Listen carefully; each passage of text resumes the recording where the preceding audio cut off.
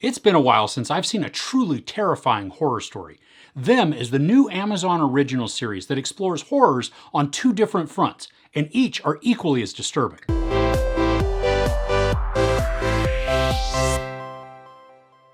A black family moves to an all-white Los Angeles neighborhood where malevolent forces, next door and otherworldly, threaten to taunt, ravage, and destroy them. Them follows the Emery family over the course of 10 days in their new home.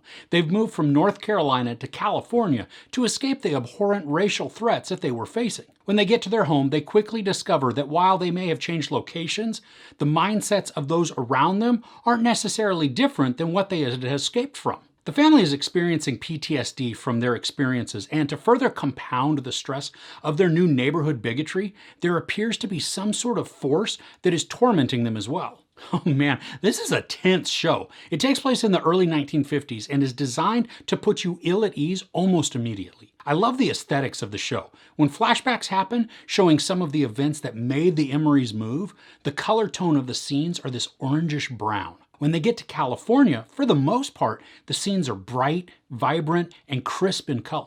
The flashbacks are also dirty and gritty, while the present is clean and fresh. And I like how the difference is meant to convey a much better way of life. But what the story reveals is that even a clean exterior can hide a festering sickness on the inside. Deborah Irinde and Ashley Thomas play Lucky and Henry Emery, respectively. They give some powerful performances because their characters are made to endure all kinds of taunts and hatred, but they have to shove down their hurt and anger because no matter what's right, they'll be seen as in the wrong. And this creates a massive level of frustration and allows us to quickly sympathize with them. Allison Pill plays one of the Emery's neighbors, and she is kind of the ringleader and instigator for the neighborhood. Her obsession with the Emerys is horrifyingly palpable. Pill plays this part frighteningly well. I mean, so much so that I wanted so many painful and terrible things to happen to her every time that she was on screen. The Emery kids also play their roles wonderfully. Shahadi Wright-Joseph and Melody Hurd play Ruby and Gracie. You'll probably recognize Shahadi from Us. She's got some really great scenes in this one and plays a sad and isolated teenager really well. And she can hold her own when needed as well. I love the display of strength we see when the story calls for it. One other addition that I recognized first from his voice was Christopher Heyerdahl. If you've ever watched Hell on Wheels, he was the Swede. He's playing a character named Epps, and his storyline is really dark and twisted, which matches the rest of the show perfectly. He comes from a community named Eidolon, and the meaning of that is crazily eerie. Eidolon, according to the Oxford Language Dictionary, is an idealized person or thing, or a specter or phantom.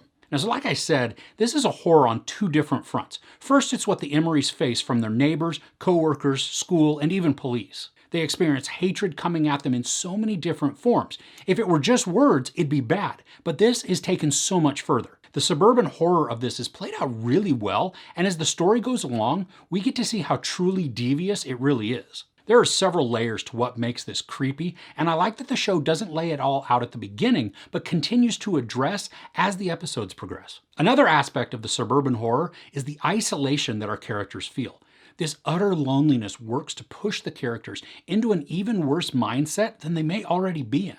It also helps to make the characters more susceptible to the odd imagery and make the experience seem more plausible or at least understandable. Now, the other type of horror is a little more along the lines of a traditional supernatural horror story. It's not your haunted house or burial ground type of trope. The setup is pretty unique and allows for some really creepy imagery. There were several times that I got the chills as things would move in the shadows, which also helped play tricks on my mind because I wasn't sure if I'd actually seen something or if it was just the trick of the light. As the story goes along, there are times that set up our main characters as unreliable narrators. And we get to see so much imagery where some of it are more visions than actually being there, that when something shocking happens on screen, I had to take a few moments to try and figure out if it really had happened or if it was just in the imagination of the character. What I came to realize is that the majority of what we're shown is really going on, and that makes the story pretty intense. Now, one thing I really didn't like in this is there was a large scene that I think was meant to create a little bit of sympathy for one of the antagonists. Now, was it to make us feel conflicted about them? Maybe feel slightly bad for wishing terrible things on them now that we know some of their past? For me, I wanted them to suffer. I found them to be disgusting and in need of painful punishment. And I know that's not very nice of me, but that's how they made me feel. So there are 10 episodes in this, with each around 40-ish minutes, give or take. And while most of these are tense, disturbing, and upsetting, episode 5 was filled with just terrible imagery.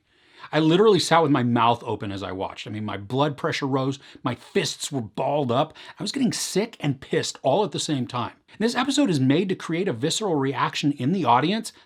It really succeeded. One of the craziest things about this story is that it only takes place within the course of 10 days for our characters. There is a lot packed into this short time period, and the amount of anxiety we, along with the characters, experience is just downright crazy. The social commentary contained within this is also really good.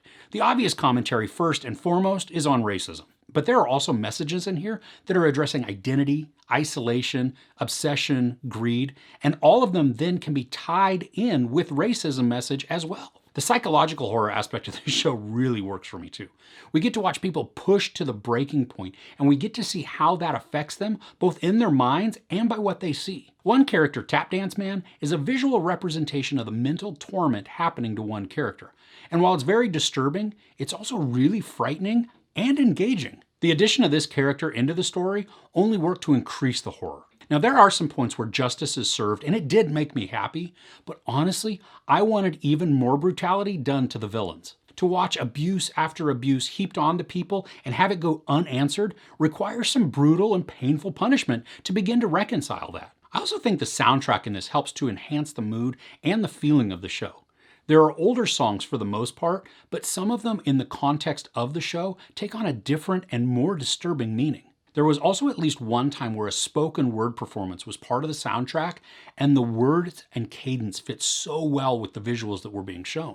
Now, there was a small offshoot of the story with a character that felt a little unexplored, or maybe even just out of the blue. There's an examination of obsession, which could be a good storyline, but ultimately it felt out of place with how they were presenting it. On one hand, I can see how part of it fit with the story, but on the other hand, I'm not sure it matched the rest of the show. It's almost like they wanted to do something bad to a character, but didn't know how to accomplish it and maintain some of the integrity of the protagonists. So they had this other event happen. Don't get me wrong, I'm all for the outcome as it was fitting, but that portion just didn't satisfy as much because it moved away from the central storyline and also could try to elicit some sympathy for another character that was undeserving. There's also a scene towards the end of the show that did have me a bit confused. There's a character who I thought was maybe more of a vision for someone, but after some events, it's shown to be more based in reality than the supernatural. And I don't know how this character came to be in the scenario, and it would have been good to see the circumstances that put them there. All in all, this was a horrifying and intense watch. It kept me fully engaged as well as sickened, angry, and filled with anxiety. Some small portions didn't work as well for me, but on the whole, it was certainly worth my time to binge. There's sex, maybe brief nudity, a lot of profanity, and some absolutely brutal violence, including sexual violence. I give them 4.5 out of 5 couches. So are you planning on binging this? I'd love to know what you thought of the show if you've seen it. Let me know in the comments below. If you enjoyed this review, please give it a like. Also, don't forget to share and subscribe. I'm Chris. This is Movies and Munchies. Thanks for couching with me.